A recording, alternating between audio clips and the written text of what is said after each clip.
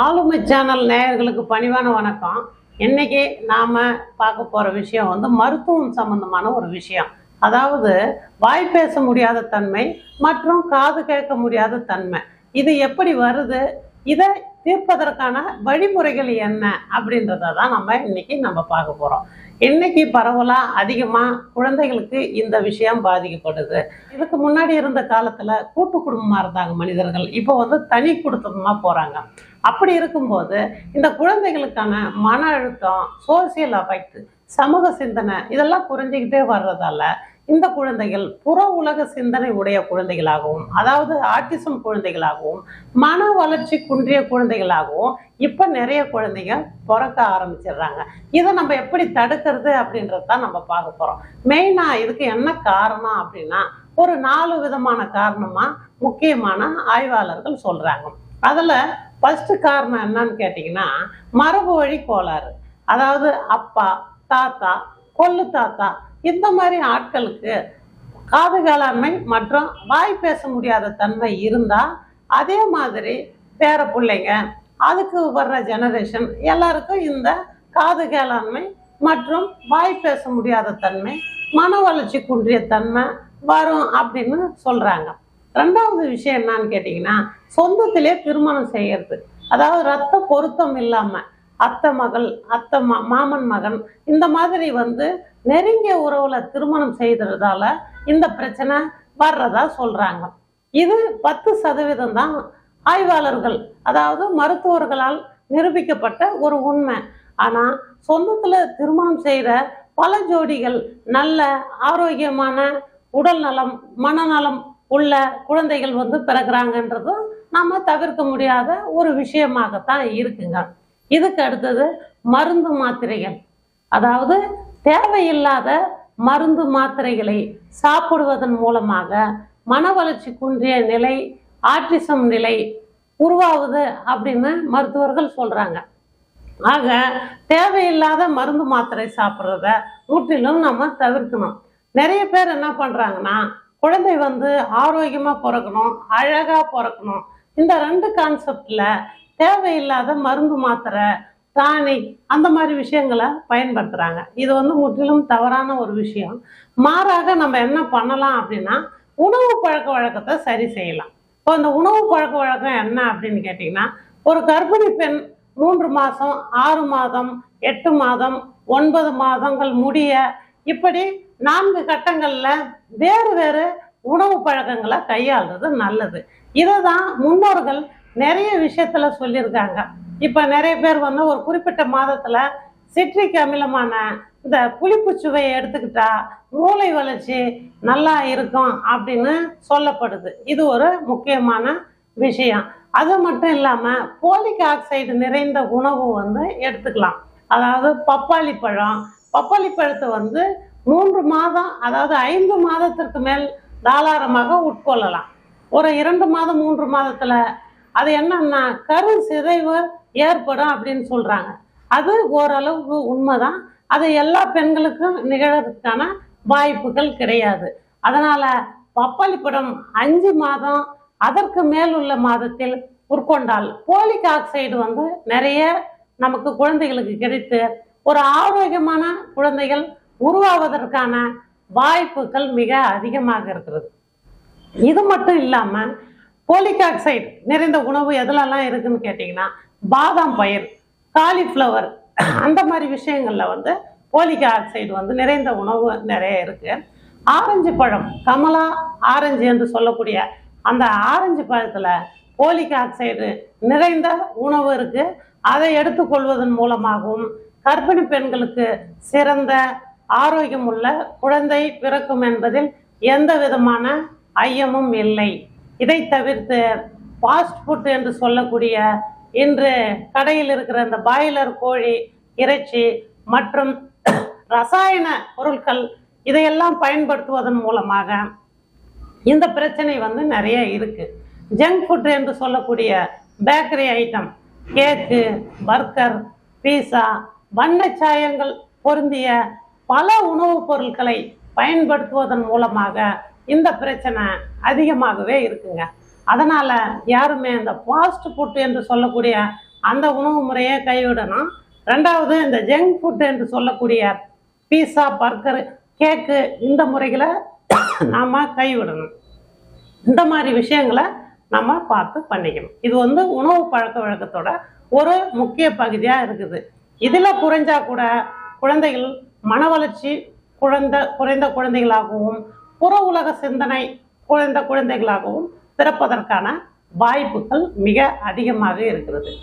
5வது காரணம் என்ன அப்படின்னு கேட்டிங்கன்னா, சுற்றுச்சூழல் மாசுபடுதல். இந்த சுற்றுச்சூழல் நீர் மாசுபடுதல், நிலம் மாசுபடுதல் மற்றும் மண் மாசுபடுதல், மழை கூட மாசுபடுது. அமில மழை அப்படின்னு சொல்லுவாங்க. இந்த மாதிரி இந்த பஞ்சபூதங்கள் நீர், நிலம், காற்று, ஆகாயம், இந்த மாதிரி ஒரு பகுதி மாசுபடுவதன் மூலமாகவும் அதிலிருந்து வரக்கூடிய விவசாய பொருட்கள், காற்று, நீர் ஆகியவற்றை தாய்மார்கள் பருகுவதன் மூலமாக கூட ஏதோ ஒரு வகையில் மன வளர்ச்சி மற்றும் உடலில் வேறு ஏதாவது குறைபாடு உள்ள குழந்தைகள் பிறப்பதற்கான வாய்ப்புகள் மிக அதிகமாக இருக்கு.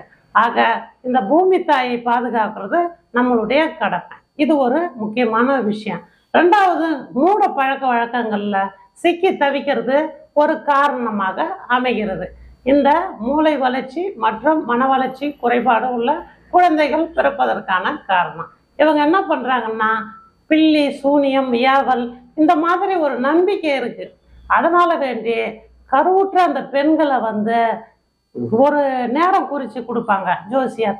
அப்போ அந்த நேரத்தில் அந்த குழந்தைய சர்ஜரின் பண்ணி ஆப்ரேஷன் பண்ணி வெளியே எடுக்கிறாங்க.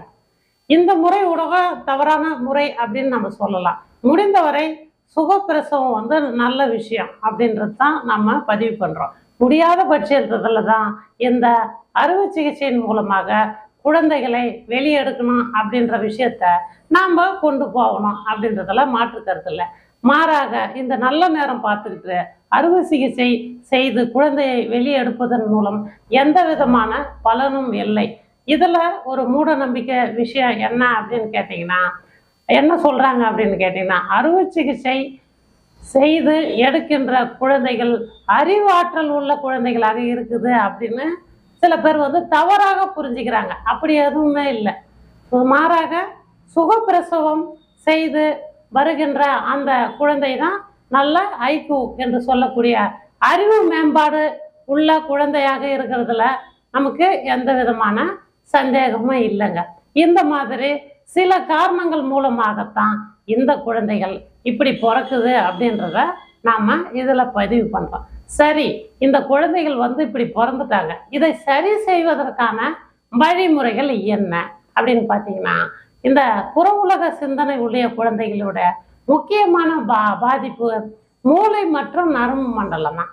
நம்ம உடல்ல 12 விதமான நரம்பு மண்டலம் இருக்கு, 3 விதமான மூளை பகுதிகள் இருக்கு. இதுல ஏற்படுகின்ற கோளாறு, அதாவது டிசார்டர், இந்த பிரச்சனையின் காரணமாகத்தான் இந்த குழந்தைகள் மூளை வளர்ச்சி உடைய குழந்தைகளாக பிறகுறாங்க. அப்ப மூளை வளர்ச்சி குறைவு அப்படின்னா நம்ம என்ன அப்படின்னு தெரிஞ்சுக்கிறதுனா, அறிவுத்திறன் குறைபாடு அப்படின்னு தான் அர்த்தம். அவங்களுக்கு 4 வயசுன்னு வச்சுக்க ஒரு குழந்தைக்கு, அப்ப 4 ஆண்டுகள் வயது உள்ள அந்த குழந்தை ஒரு வயது அல்லது 1.5 வயது உள்ள குழந்தை போல தன்னுடைய பழக்க வழக்கத்தை வெளிப்படுத்தும். அது வந்து ரொம்ப கஷ்டமான ஒரு விஷயம். அப்படி வெளிப்படுத்தும் போது என்ன ஆகும்னு கேட்டிங்கன்னா, அவங்க அறிவுத்திறன் குறைந்த குழந்தைகளாக கருதப்படுகிறது. அது வந்து ஒரு ரொம்ப முக்கியமான, இதுதான் இதனுடைய வரையறையா நாம சொல்றேன். அப்ப இதுல பல்வேறு கண்டிஷன், அதாவது நிலைகள் உண்டு. ஒரு விஷயம் என்னன்னு கேட்டீங்கன்னா, பெரும்பாலும் டிலே ஸ்பீச் அப்படின்னு சொல்றாங்க. அதாவது தாமதமாக பேசும் முறை. இந்த பேச்சுல தாமதமாக பேசும் முறை. இப்போ 5 வயது குழந்தை வந்து மெச்சூர் ஸ்பீச், அதாவது சிறந்த ஓரளவுக்கு கைத்தேர்ந்த சிறந்த பேச்சாற்றலை கொண்ட குழந்தையாக இருக்க வேண்டும். அதனாலதான் பள்ளிக்கூடம் வந்து 5 வயது அப்படின்னு சொல்லிட்டு நம்ம கணக்கிடுறோம். அதுக்கு குறைந்த வயதுடைய குழந்தைகளுக்கு வந்து பள்ளிக்கூடத்துல நம்ம சேர்க்கறதுக்கான காரணம் இல்லை, ரைட்டுங்களா? அப்படி இருக்கும்போது இந்த குழந்தைகள் அறிவுத்திறன் கொண்ட குழந்தைகளை வந்து நாம முன்கூட்டியே வந்து பள்ளிக்கூடத்தில் வந்து சேர்க்கறது வந்து தவறான விஷயம். சோசியல் அஃபெக்ட் அது கூட ஒரு சோசியல் அஃபெக்டாக நமக்கு அமையும் அப்படின்னு நம்ம சொல்கிறோம், ரைட்டுங்களா? இந்த டிலே ஸ்பீச். இப்போ இந்த தாமதமாக பேசும் முறையை வந்து நம்ம எப்படி சரி செய்யுது அப்படின்னு கேட்டிங்கன்னா, ஃபஸ்ட்டு வந்து ஒரு ஒலி வடிவம், பொனிட்டிஸ் என்று சொல்லக்கூடிய ஒலிகளை சொல்லி தர வேண்டும். பறவைகளின் ஒலி, விலங்குகளின் ஒலி, வாகன ஒலி, காற்று ஒலி, மின்னல், இடி, இந்த மாதிரி வந்து ஒலிகளை வந்து அவர்களுக்கு வந்து உள்புகுத்த வேண்டும். ஏதாவது காம்ப்ரிஹென்ஷன் சொல்லுவாங்க, நம்ம உள்வாங்குதல். இப்படி உள்வாங்கும் போது தான் ஒரு குழந்தை வெளியிடும் தன்மையை பெறுகிறது. எக்ஸ்பிரஸ் அப்படின்னு சொல்லுவாங்க, வெளியிடும் தன்மை. ஆக இந்த ஒலி வந்து எழுத்து வடிவங்களாகவும், எழுத்து வந்து வார்த்தையாகவும், வார்த்தை வந்து வரி வடிவமாகவும், வரி வந்து சரளமாக பேசக்கூடிய முறையாகவும் மாறுகிறது. இப்படி தான் வந்து இந்த டிலே ஸ்பீச், தாமதமாக பேசும் முறையை வந்து கொஞ்சம் கொஞ்சமாக பேச்சு பயிற்சியாளர்கள் சரி பண்ணுறாங்க. அது வந்து ரொம்ப முக்கியமான ஒரு முறை, தாமதமாக பேசும் முறை. ரெண்டாவது வந்து தெத்தி பேசுதல், ஸ்டாமரிங் என்று சொல்வார்கள், தெத்தி பேசுதல்.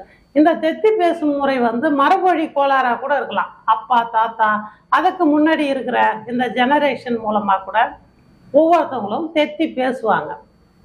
ரெண்டாவது விஷயம் பழக்க வழக்கம்.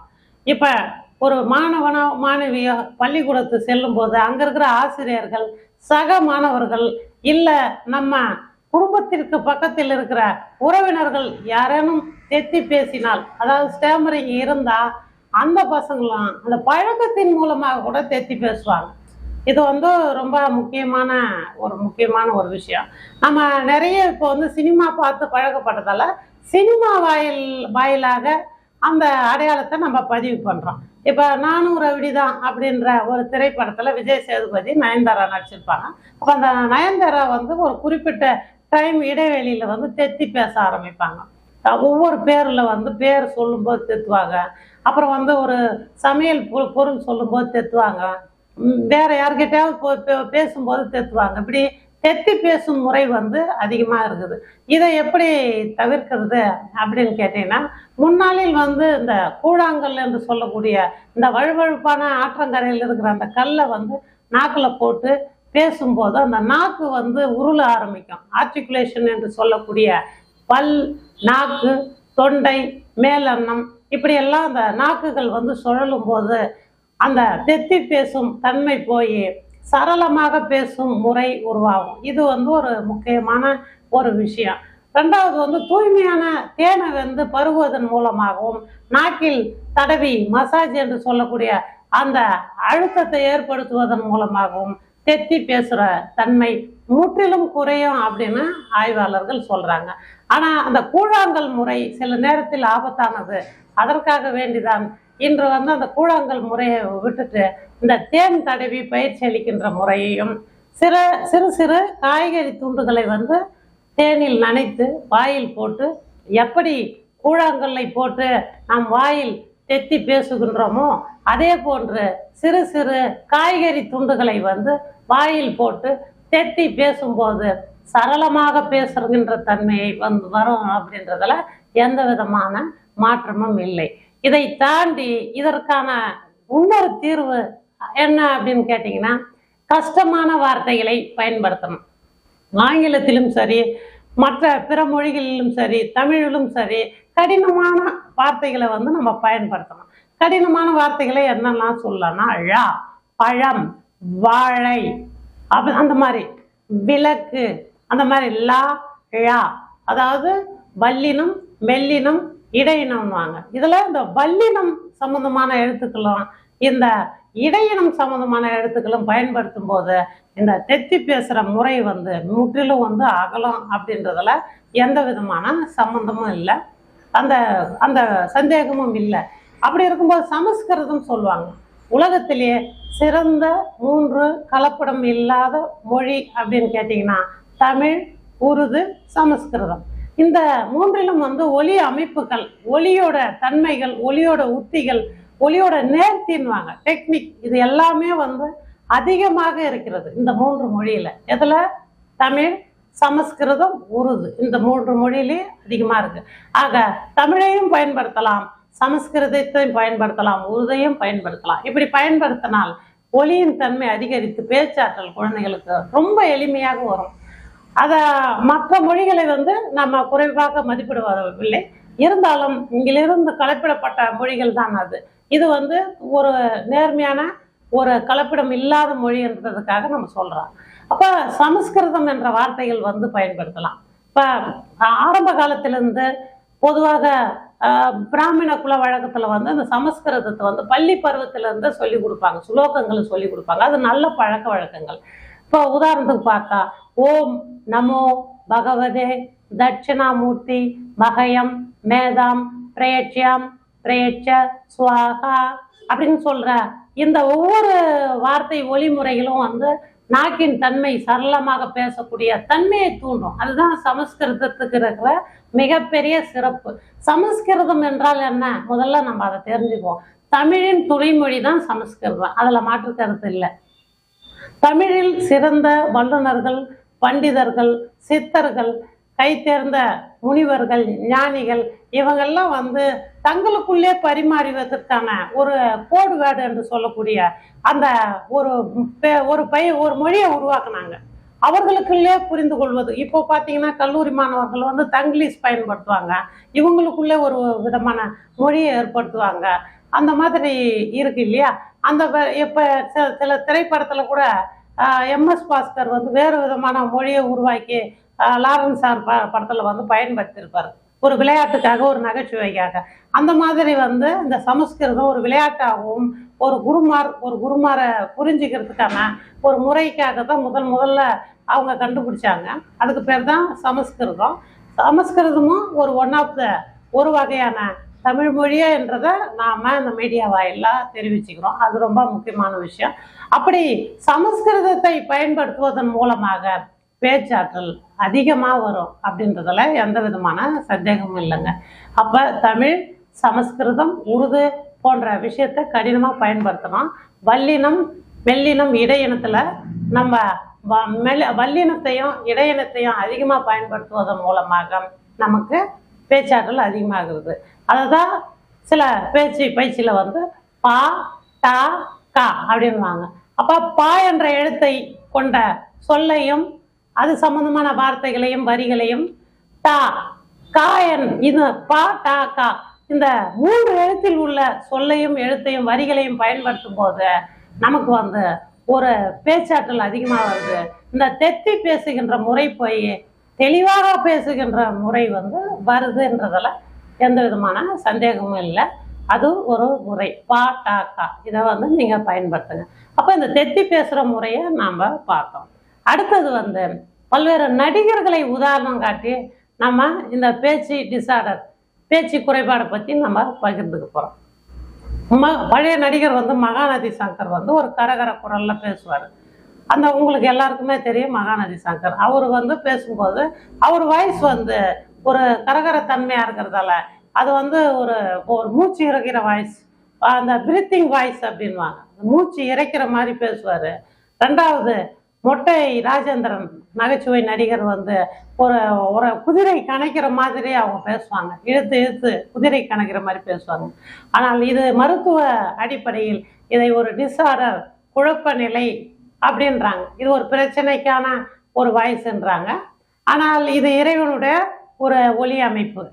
ஆனால் இப்போ இந்த வாய்ஸையும் நாம் மாற்றலாம். எப்படி மாற்றலாம்னா, எம்போசிஸ் ட்ரைனிங் என்று சொல்லக்கூடிய புஷிங் மெத்தட், அதாவது இழுத்தல், தள்ளுதல், பளு தூக்குதல், இந்த மாதிரி விஷயங்களை நம்ம பண்ணும்போது அந்த குரல் கட்டு உடையும், அந்த ஆர்டிகுலேஷன் என்று சொல்லக்கூடிய அந்த விஷயங்கள் அகலப்படும்.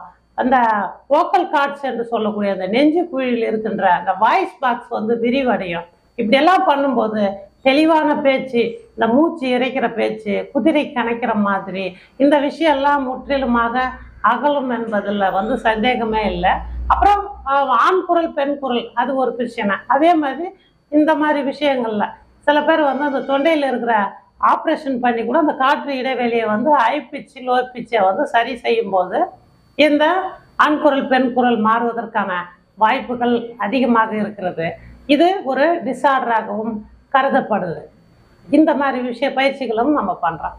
இதுவரை நம்ம என்ன பார்த்தோம்?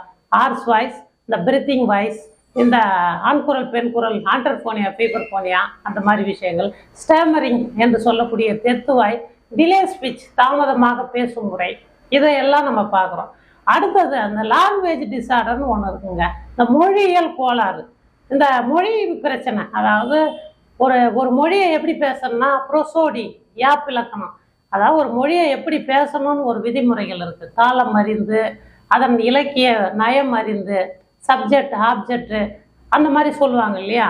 அதாவது தமிழில் வந்து எழுவாய் பயனிலை செய்யப்படும் பொருள்னுவாங்க, ஆங்கிலத்தில் சப்ஜெக்டு ஆப்ஜெக்டு அப்படின்ற மாதிரி எல்லாம் சொல்கிற ஒரு விஷயத்த அதை அறிந்து, அதுக்கப்புறம் வந்து அந்த உச்சரிப்பு ரொம்ப முக்கியமாக இருக்கும். ஒரு உச்சரிப்பு எதையுமே மாற்றிடும்.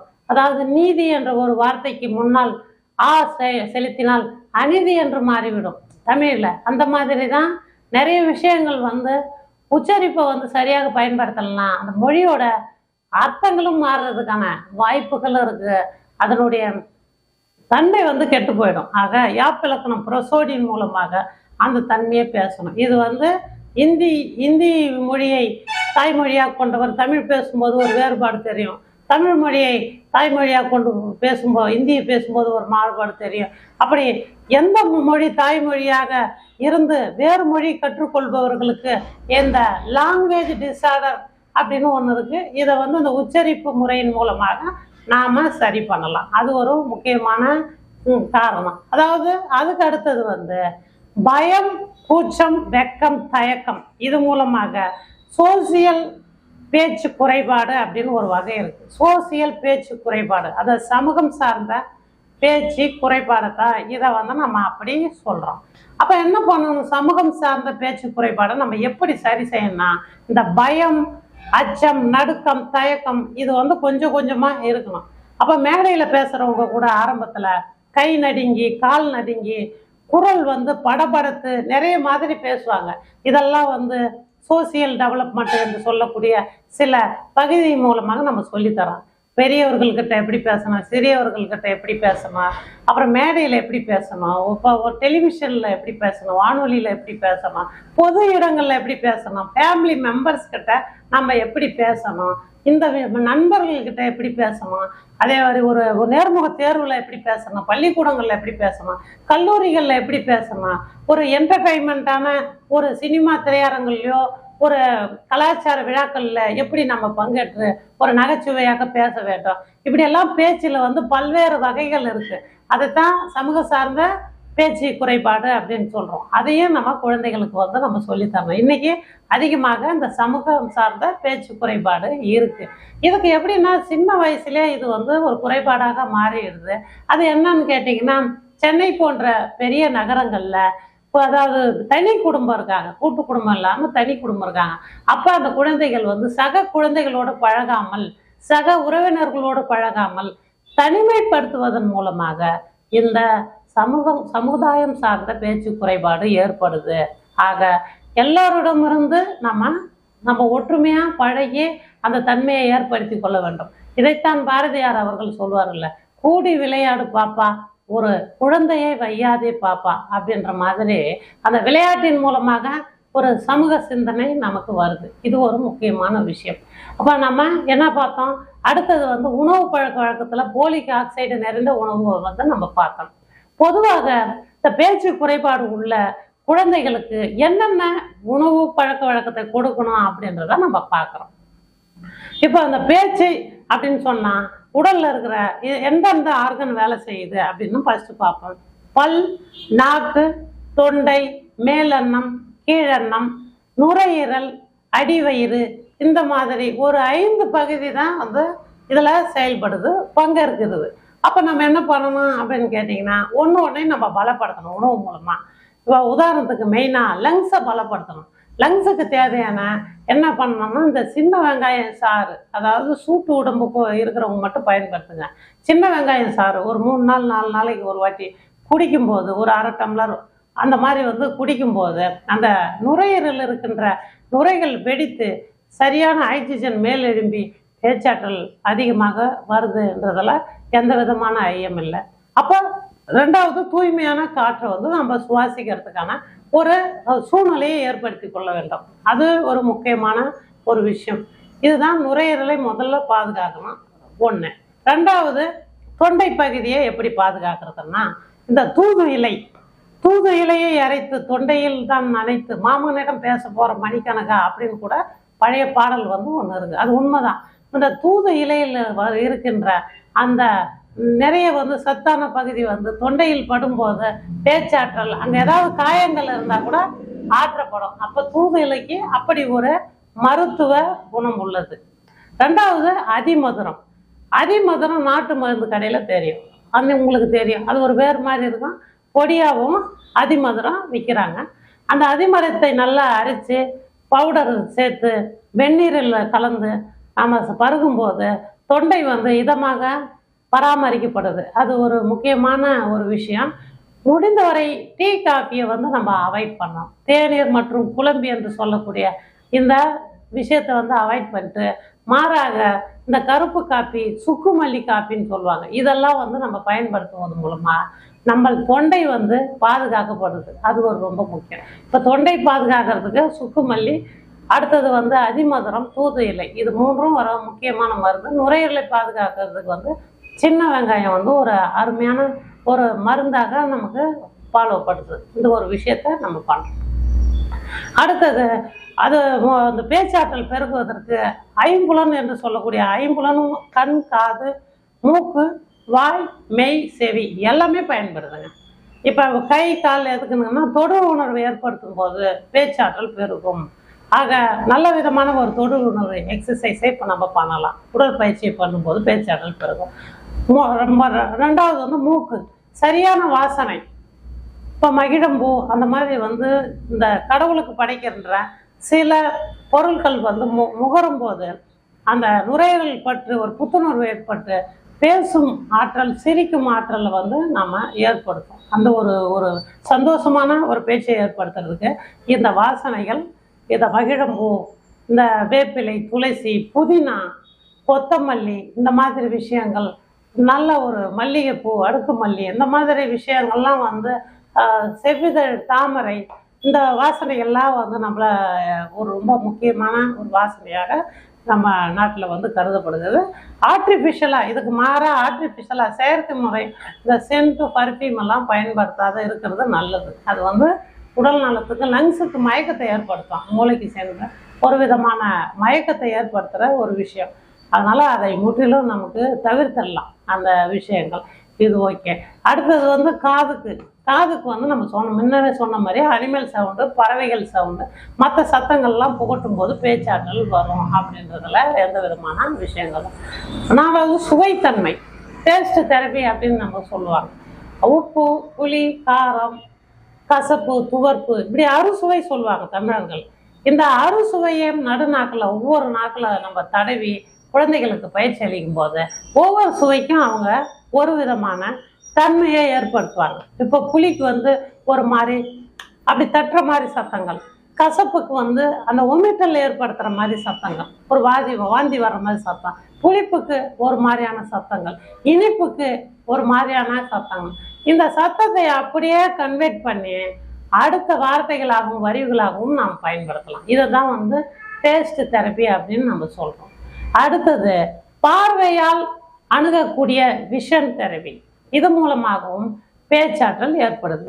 அது என்ன, பார்வையின் மூலமாக எப்படி பேச்சாற்றல் வரும் அப்படின்னு எல்லாருக்கும் ஒரு சந்தேகம் இருக்கலாம். கண்டிப்பாக வரும். என்ன அப்படின்னு கேட்டீங்கன்னா, இந்த கலர் ஒளி உள்ள லைட்டுகளை வந்து கவனிப்பதன் மூலமாக குழந்தைகளுக்கு கொஞ்சம் பேச்சாற்றல் ஏற்படும். ஆனால் ஒரு சில விஷயங்கள் வந்து அது மைனஸாக போகுது. ஏன்னா கண்களுக்கு பிரச்சனையாக மாறும்.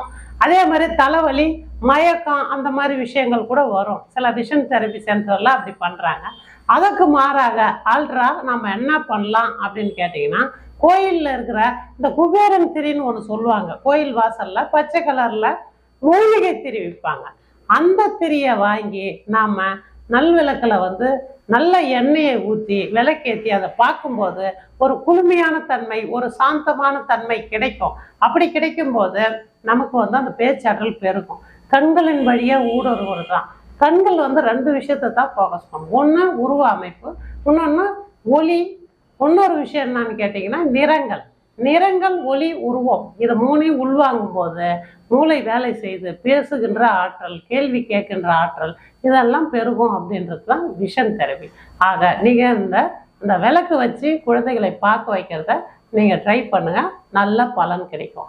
இது வரைக்கும் நாம் பார்த்த விஷயம் என்ன? அதாவது டேஸ்ட் தெரபி, சுவைகளின் மூலமாக பேச்சாற்றலை ஏற்படுதல். அதுக்கப்புறம் மெல்லுதல் மூலமாக, அதாவது ஊதல், உரிதல், மெல்லுதல், கடித்தல், சப்பி சாப்பிடுதல், இந்த 5 வித நிலைகள், 5 ஆக்டிவிட்டி குழந்தைகள் பண்ணும்போது கூட நிறைய பேச்சாற்றல் வரும். அதாவது கடித்தல் இந்த கேரட்டு, கத்தரிக்காய் அந்த மாதிரி விஷயங்களை கடவாய் பல்லு, இந்த வெட்டு பல்லு, கோரப்பல்ல வச்சு நல்லா கடிக்க வைக்கிறதன் மூலமாக பேச்சாற்றல் வரும், கடித்தல். அடுத்தது சப்பி சாப்பிடுதல், சில தேன்களை நடுநாக்கில் ஊற்றி சப்பி சாப்பிடுதல்ல அந்த பழக்கத்தை ஏற்படுத்தணும். ஊதுதல், இந்த பீப்பி ஊதுறது, புல்லாங்குழல் ஊதுறது, இந்த மாதிரி விஷயங்களை ஸ்டா வச்சு ஊதுறது, இந்த மாதிரி ஊதுதல் முறை கூட நிறைய பலன் அளிக்கும். ஊதுதல். உரிதல், ஒரு ஸ்டா போட்டு பைப்பு, அதாவது நல்லா இந்த வாட்டர் கேனில் பைப்பு விற்பாங்க, அந்த பைப்பை வச்சு நல்லா உரிய வைக்கிறது, ஜூஸ் வச்சு நல்லா உரிய வைக்கிறது. இப்படி உரிதல், ஊதுதல், மெல்லுதல், கேரட் நம்ம முன்னாடியே சொன்ன மாதிரி கேரட் அந்த மாதிரி மெல்லுதல், சப்பி சாப்பிடுதல். அதுக்கடுத்தது துப்புதல், இந்த தேங்காய் துருவல், கேரட் துருவல்லாம் கொஞ்சம் கொஞ்சமாக வாயில் வச்சு பசங்களை துப்ப செய்யும்போது அந்த பேச்சாற்றல் வரும். தூ அப்படின்னு ஒவ்வொரு ஒலிக்கும் ஒரு பொனிட்டிஸ், அந்த பொனிட்டிஸ் இருக்குது, அந்த பொனிட்டிஸை அதிகப்படுத்தும் போது பேச்சாற்றல் அதிகமாக வரும். இது ஒரு விஷயம். இதுவரை பேச்சாற்றல் குறைபாடு, அதுக்கான காரணங்கள், அதை சரி செய்யும் வழிமுறைகளை பற்றி நம்ம பார்த்தோம். அடுத்தது காது கேளாண்மை. இந்த காது கேளாண்மை எப்படி வருதுன்னா, இதுவும் பரம்பரை குறைபாடு ஒரு விஷயம். 2வது விஷயம் எதனா இன்ஜுரிஸ், காதில் இந்த பின்னு, ஊசி இதெல்லாம் குத்தும்போது அதில் இருக்கிற ஜவ்வுகள் கிழியப்பட்டு கூட அந்த காது கேளாண்மை தன்மை வரும். ஆக காது என்பது ஒரு செல்ஃப் மெக்கானிசம், தன்னைத்தானே சரி செய்து கொள்ளும் ஒரு உறுப்பு. அந்த உறுப்பை நம்ம என்ன பண்ணோம், காதில் இந்த பின்னு, பட்ஸ் எல்லாம் வச்சு இந்த குடையிறது, குத்துறது, இந்த மாதிரி சின்ன வேலைகளை நமக்கு அறவே கைவிடணும். அதில் இருக்கின்ற அந்த லிக்விட் தன்னைத்தானே சரி செய்து கொள்ளும். அது காதில் இருக்கிற ஒரு குறிப்பிட்ட மீட்டருக்குள்ளே அது தள்ளி விடும் அந்த கழிவுகளை. அப்போ நம்ம ஒரு வெள்ளை துணியை வச்சு நம்ம காதில் ரொம்ப அருகாமையில் போகாமல், ஜவுக்கு அருகாமல் அந்த மத்தியிலிருந்து அதை தூய்மைப்படுத்தணும். இதுதான் பண்ணணுமே தவிர இந்த குண்டு ஊசி, இந்த பின்னு, இந்த பட்ஸ் எல்லாம் தயவு செய்து பயன்படுத்தாதீங்க. இந்த காது கேளாண்மைக்கு 3 விதமான தீர்வு இருக்குது. ஒரு தீர்வு அறுவை சிகிச்சையின் மூலமாக நம்ம சரி செய்யலாம். இப்போ இந்த காதோட தன்மையை பற்றி முதல்ல பார்த்துட்டு அதனுடைய காரணங்கள் சரி செய்யும் முறைக்கு நம்ம போகலாம். காது 3 நிலைகளை கொண்டது. வெளிக்காது, நடுக்காது, உள்காது. இந்த வெளிக்காது என்னென்னலாம் பிரச்சனை வரும் அப்படின்னு பார்த்தீங்கன்னா, இந்த பின்னா என்று சொல்லக்கூடிய செவி மடல் சுருங்கி இருக்கும், இந்த ஒலி உள்ள ஊடுருவாத அளவுக்கு தடுக்கும், அந்த மாதிரி இருக்கும். சில பேருக்கு இந்த எண்ணெயில் ஃபயர் ஆக்சிடெண்ட் ஆனவங்களுக்கெல்லாம் பார்த்தீங்கன்னா தெரியும், ஆக்சிடெண்ட் ஆனவங்களுக்கு, விபத்து ஆனவங்களுக்கு தெரியும். இந்த மாதிரி அந்த செவி மூடி இருக்கும்.